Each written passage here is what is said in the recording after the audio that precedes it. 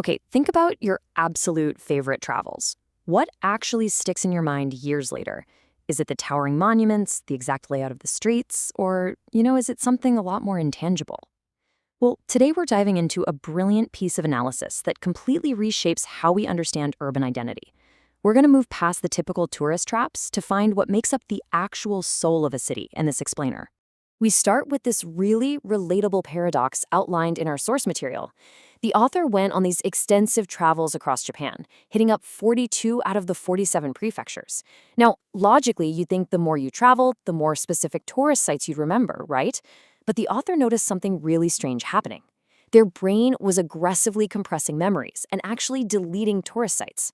The complex maps, the multi-level shopping malls, the exact architecture of famous shrines, literally all of it was just being wiped from their memory. So what actually survives that massive mental deletion? It turns out, instead of complex geographical layouts, our brains distill entire cities down to just a handful of really profound sensory symbols. The author didn't remember the exact grid of Hiroshima at all, but they vividly remembered sitting at a riverside cafe. For Kagoshima, it was just the distant view of the Sakurajima volcano. In Yamagata, it was the feeling of its quiet streets, and in Takamatsu, the specific sensation of the sea breeze at the port. These isolated sensory experiences sort of settle into a few distinct symbols, and those symbols become the entire way we remember a city. To figure out exactly why this happens, the author proposes this fascinating thought experiment. They call it the landmark subtraction test. Here's how it works. You take a city, mentally remove its absolute most famous asset, or a landmark, and then you see what identity remains. I mean, take away the Eiffel Tower from Paris or the Opera House from Sydney. They definitely still survive as distinct concepts in your mind, right? And that's the crucial point of this test. Ask yourself right now, how does your favorite city, or even your hometown, hold up if you take away its biggest tourist trap? Does it still have a soul? Or does it become, well, entirely generic? Section 1. The fragility of single narratives. Let's look at the city of Mito to understand the extreme fragility of relying on a single story. Mito is famous in Japan basically for one main thing, the Kairakuin Garden and its Tokugawa heritage. But if we apply our subtraction test and pull that garden out of the equation, what's actually left? The author notes that Mito basically becomes just a generic, functioning town. It has schools, residential areas, commercial facilities, things literally every town has. It completely loses its distinct identity. Now, compare that to Morioka.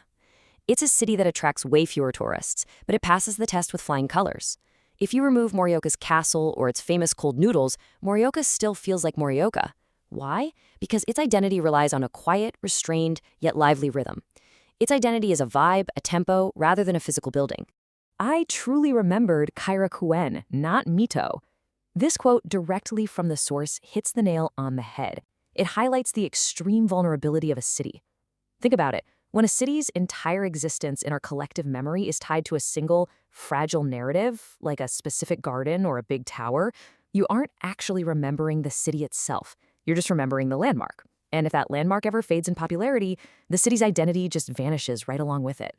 Moving to Section 2, Layers of Independent Identity. So what happens when a city has more than just a vibe, but actual deep layers of history? Let's apply our subtraction test to Kagoshima. Now, most people immediately picture the massive Sakurajima volcano when they think of Kagoshima, but mentally remove that volcano for a second. Kagoshima easily survives. It's built upon these incredibly robust, independent historical layers. You have the deep roots of Satsuma culture, the intense legacy of the Meiji Restoration, this totally unique subtropical climate, and an atmosphere of openness and wildness that really distinctly separates it from the rest of Japan.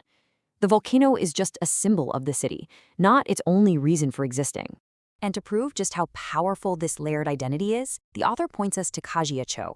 It's this tiny district within Kagoshima, but this single, small area produced an exceptionally high density of historical figures who literally altered the fate of Japan. We're talking politicians, military leaders, educators, entrepreneurs like Saigo Takamori.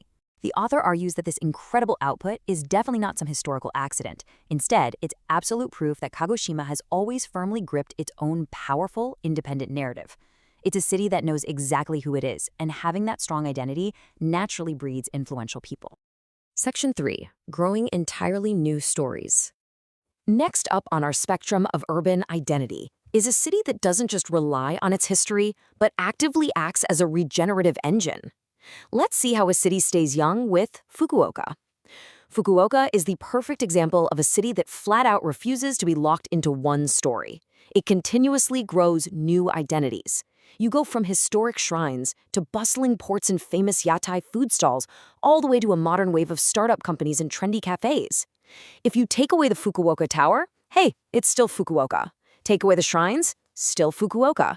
It has this continuous evolution that constantly expands its urban footprint. It layers the new seamlessly right over the old without ever losing its core self. The real secret to this endless regeneration is its structural capacity as an engine.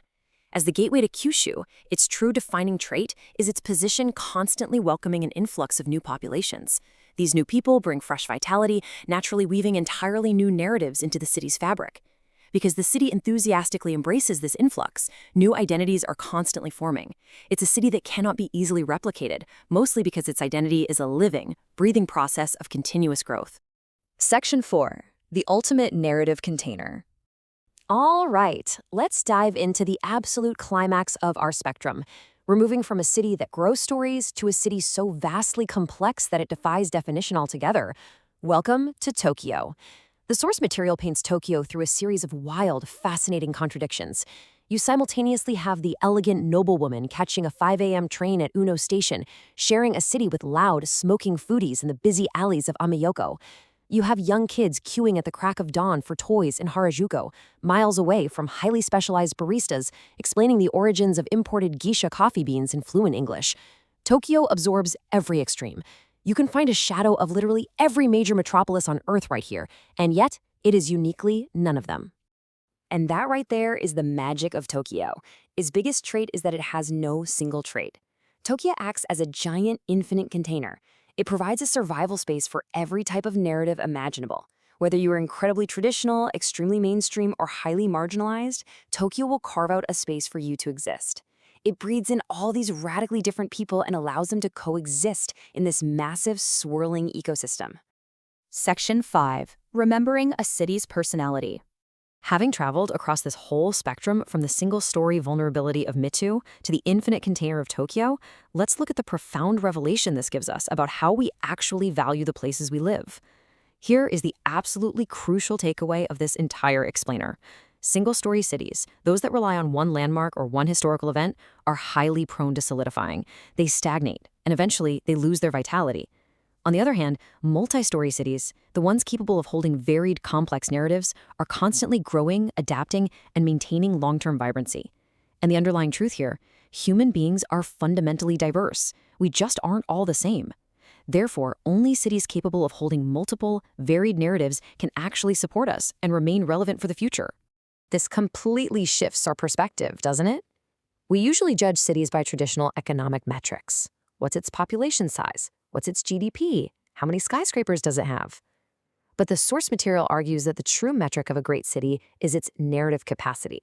It's a measure of how well a city understands and expresses who it is and how many completely different kinds of stories it can comfortably hold at once without breaking under the pressure. Ultimately, it all comes down to this. We don't remember buildings, we remember personality. Think about it. Tourist attractions will inevitably be forgotten over the decades. Travel rankings will change, guidebooks will constantly go out of date. But a city's distinct personality, the way it feels, the way it welcomes you, that underlying rhythm of its streets, that is what permanently imprints on our memory.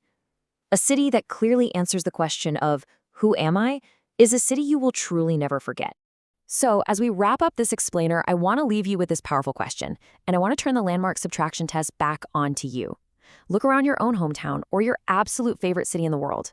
If we took away its biggest landmarks right now, who is it? What is its rhythm? Does it have a multi-layered personality that survives the test, or is it relying on a single, fragile story? It's a fascinating way to look at the spaces we inhabit, right? Thanks for joining me on this deep dive into urban identity, and I'll catch you on the next one.